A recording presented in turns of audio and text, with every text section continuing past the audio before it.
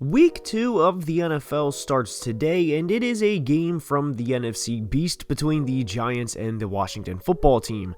There, of course, will be plenty of other games to dive into, such as the Rams and Colts and the Bills and Dolphins, but we are ultimately going to start with the Daniel Jones-led Giants versus the Chase Young-led football team, so without further ado, let's dive right in.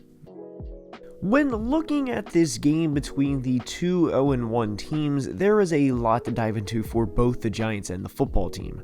Starting with the Giants in week 1, and to say Daniel Jones didn't look good would be an understatement against the Broncos, and the 27-13 final made it look closer because the Giants did ultimately score a touchdown with a second left in the fourth quarter, otherwise this would have been a 20-point loss. And I'd be lying if I said I was confident in Daniel Jones' ability to head into Washington on Thursday night against the defense and ultimately this pass rush and come out victorious. Saquon Barkley will be a limited factor again, and I would be surprised if the Giants come out victorious for both of these reasons. One thing I want to point out is Thursday night games generally are crazy, as weird things tend to happen, as once upon a time the Gardner Minshew-led Jags beat the Titans on a Thursday night by double digits, only for Tennessee to eventually go to the AFC Championship. So ultimately nothing would surprise me in this game, but the bottom line is I don't trust Daniel Jones against this pass rush, and I do think Chase Young, Montez Sweat, and the gang will get going early and often against the Giants on Thursday night. Washington 23, New York 13.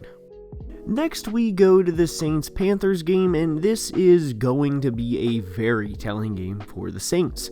Obviously, we all know how they dominated in Week 1, but how will the Panthers react to this, and how will they play defense against Jameis compared to how the Packers did just 1 week ago? Oddly enough, I do think it would be a more impressive win for New Orleans if they can dominate the Panthers, and not to say the Panthers are better than Green Bay, because that's not the angle I'm coming from here, but more so they play each other every year and know each other's strengths inside and out. And to back this up, the Saints played the Panthers last year coming off of a bye week and won by a mere 3 points, so if they can handle them the same way, the Saints handling the Panthers the same way they did Green Bay to be clear, consider me even more impressed and a believer they could do some serious damage this year. For Carolina, it is about consistent improvement with this young team they have and growing with head coach Matt Rule. Sean Payton is a much better coach and the Saints have a more talented roster, so I do think they will win, but I am interested to see how this game plays out because low-key there is a lot to keep an eye on here. Saints 24, Panthers 17. Cincinnati at Chicago is next, and I do think 2021 will be the year of Joe Burrow. He was calm, cool, and confident against the Minnesota Vikings last weekend. Him and Jamar Chase wasted no times in reconnecting the chemistry they had at LSU, and a production after a week for Jamar is over 100 yards and a touchdown, so not bad for a start to an NFL career. I do think the Bears will struggle offensively until Justin Fields is put in routinely, as at this point we know what Andy Dalton represents. He's not going to wow anybody or throw a ball across his body for 60 yards and consistently keep the defense on their toes. He is what he is at this point, and if the Bengals play with the aggressiveness that they did last week, both offensively and defensively, then this will be a win for them. Think what you want about the Minnesota Vikings and mainly at the quarterback position, but they do have weapons like Dalvin Cook, Adam Thielen, and Justin Jefferson, which collectively are better than what the Bears have, and Cincy held them to 24 points. The possibility of Cincy starting out 2-0 in Joe Burrow's second year and reaching the same number of wins they had with him under center last year is very real, and that is exactly what I have them doing. Cincy 27, Chicago 20. Houston at Cleveland is the next game, and while not surprisingly I will be picking the Browns to win, I don't necessarily think it will be a 41-7 type blowout like some people do. Houston showed last week they are not this awful team and could very easily be a 6 or 7 win team this year. But beating a team with a rookie quarterback in his first ever NFL game is a lot different than going on the road to a team that has twice gave the Pat Mahomes-led Chiefs everything they have and taken them to the end of both games. And to add to it, Cleveland's offensive line is insanely good and will win in the trenches by a lot, and often, might I add. I hope to see Tyrod Taylor continue what he did on Sunday against the Jags and have potentially a career year for him and eventually get a decent contract from somebody.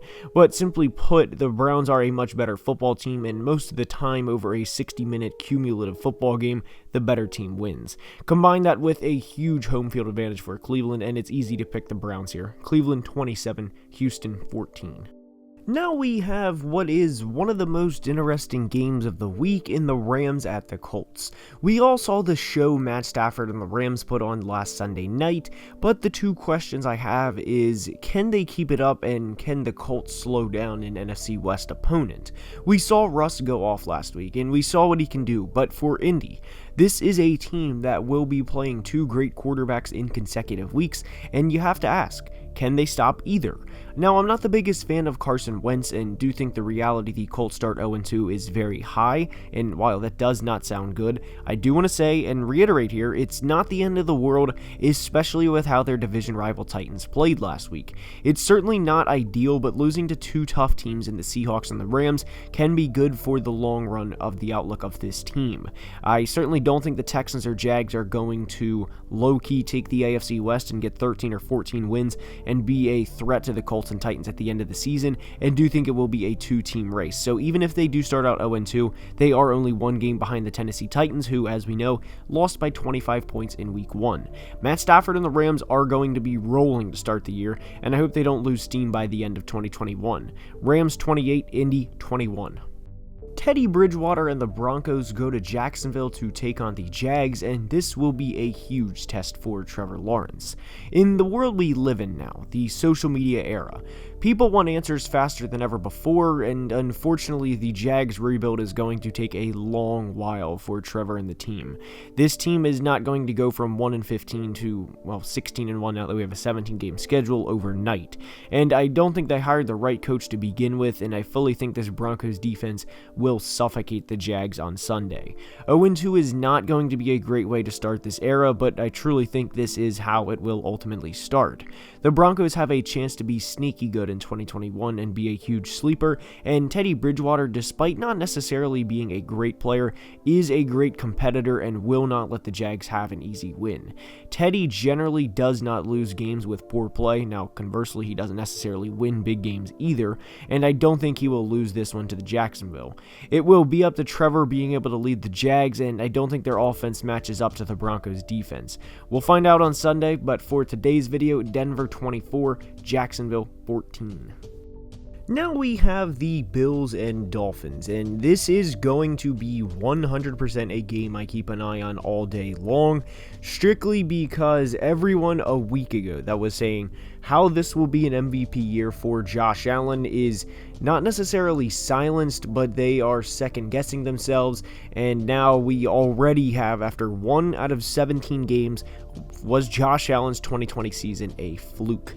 Now, it's going to take more than one game to figure out whether it was a fluke or not, and I certainly don't think we should already be questioning whether it was or not, but having to go up against a great secondary in Miami, and what's going to be a very tough place to play in Miami, because as we know, the Dolphins have quite the home field advantage as their side of the stadium is shaded and all opponents is in the sunshine, and in September, when you're playing in Miami and have that 100-degree stadium, it is definitely not ideal to say the least. So how will the Bills do? And that's a question that I have all week long, and quite frankly, I do think the Dolphins will win, because it's going to be a very tough game for not only the Bills to be able to beat the Dolphins because of how good of a team they are, but they're also going to have to battle the elements of a South Florida Sunday afternoon in September, and ultimately the South Florida Sunday afternoon in September will win over humans. It's very hot, it's not ideal conditions to play in, and then you have to play against one of the top secondaries in football with a player in Xavier Howard who had 10 interceptions in 2020. So for that reason, I do have the Bills starting out 0-2, and I am going with Miami in this one 24-20. And the final game we go to for today's video is the Patriots and Jets, and it will be the first of hopefully a 10 or 15 year rivalry of Mac Jones and Zach Wilson. Now, at this point in time, I'm not exactly saying groundbreaking information here, but the Patriots have a better roster overall than the Jets. And one thing that I hope we see to continue in week 2 for Zach Wilson and the Jets is if they get down early, which I would expect them to, not necessarily a 21-0 type hole, but I would expect them to get down early and generally lose this game because I'm not expecting them to beat the Patriots at home. But I do hope we see the same fight that we saw from them towards the end of the game last week. And if you watched the first half of Zach Wilson's NFL debut, you walked away thinking this kid is in way over his head, only for him to turn it around big time in the second half and to think maybe, just maybe, he's going to be alright.